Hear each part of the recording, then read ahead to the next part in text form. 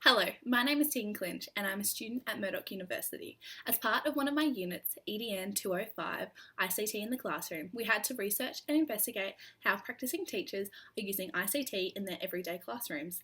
The following is a short video about how to integrate technology into the subject area of mathematics. The first step was to find 3 resources: a journal article, a website or blog, and a video or audio podcast that discussed what and how technologies are being used in the mathematics classroom.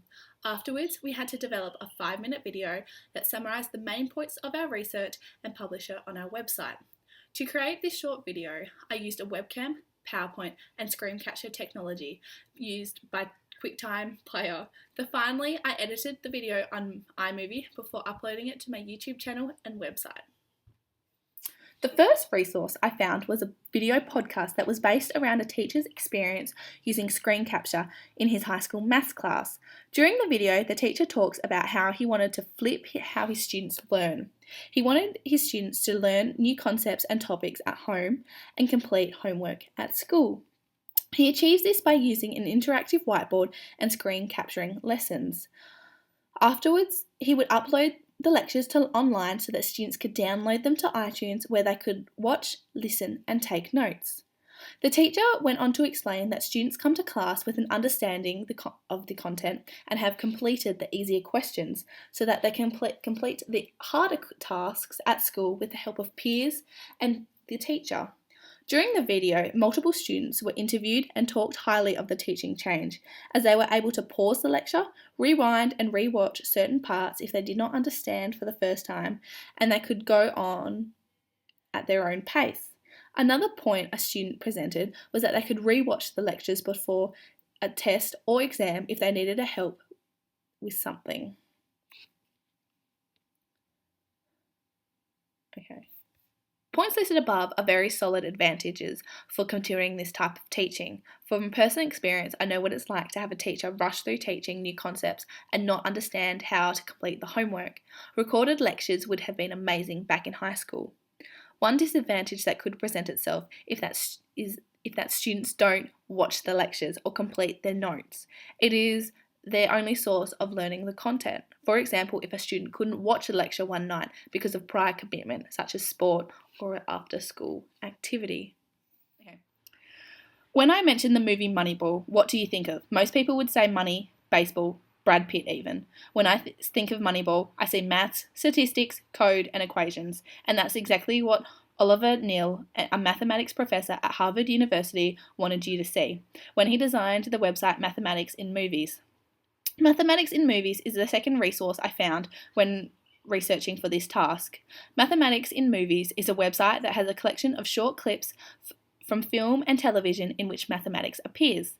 The website contains over 150 short clips that range from Alice in Wonderland to The Hangover to even Horse Feathers from the 1930s.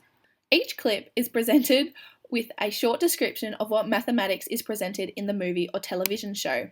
The clip for Moneyball is about Brad Pitt's and Jonah Hill's character discussing and wanting to change the way to select players for major league teams.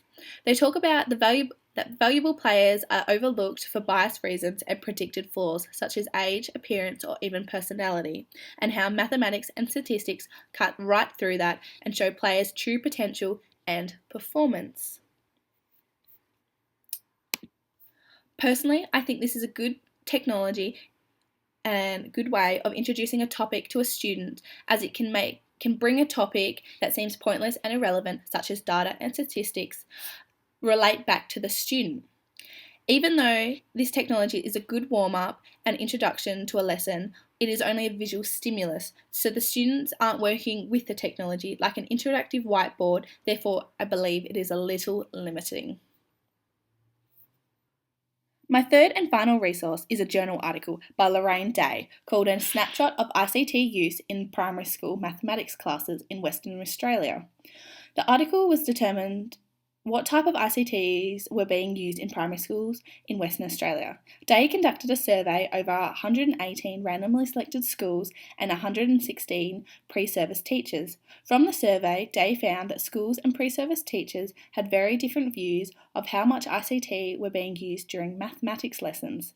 One trend that was presented was interactive whiteboards were one of the most common ICTs used. Another common thread was that 40% of principals believed that ICT was a good way of developing new concepts. 24% thought it was a good way to motivate students, and 25% thought ICT was a good way of practicing new skills.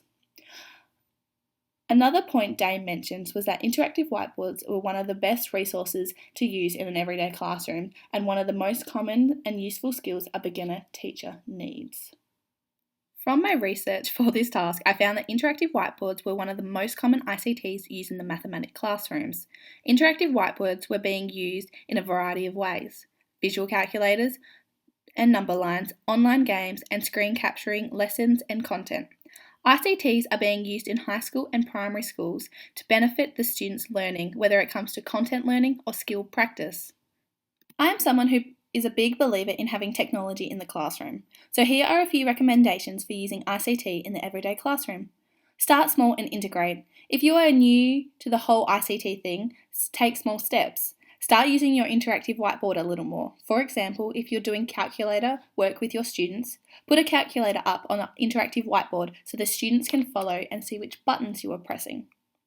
Use other technologies. Yes, interactive whiteboards are great, but get students to use technologies like cameras and editing tools. For example, a lesson about speed and timing could be based about shooting and editing a time lapse.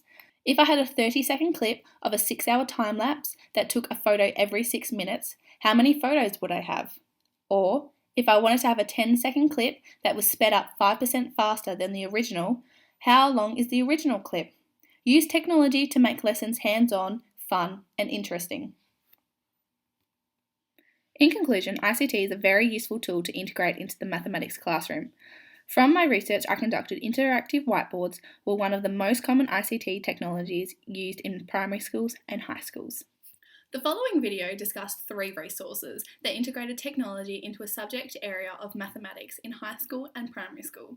We looked at a video podcast about a teacher's experience with using an interactive whiteboard and screen capture, a website that was designed around maths in movies, and a journal article that looked at what types of ICT were being used in primary school classrooms in Western Australia. I hope you enjoyed this video and thank you for watching.